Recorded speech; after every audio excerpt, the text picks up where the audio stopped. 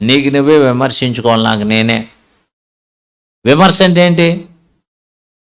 మన తప్పుల్ని మనము విమర్శించుకోవాలి. విమర్శ అంటే అది ఎలా చేద్దా, అడు ఎలా చేస్తాడా, ఇది ప్రతి విమర్శ.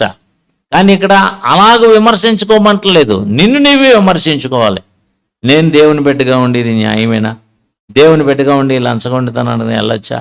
దేవుని బిడ్డగా ఉండి బూతులు మాట్లాడచ్చా? దేవుని బిడ్డగా ఉండి పిసినారిగా ఉండొచ్చా? ఇలాంటి గొడ్డు మనిషిగా నేను ఉండొచ్చా?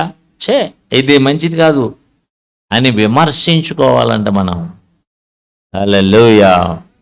1 జ్ఞాపకం చేసుకోవాలి, 2 పరీక్షించుకోవాలి, 3 విమర్శ. నీకు నువ్వే, ఎదుటి వాళ్ళని విమర్శ కాదు, నాకు నేనే విమర్శ.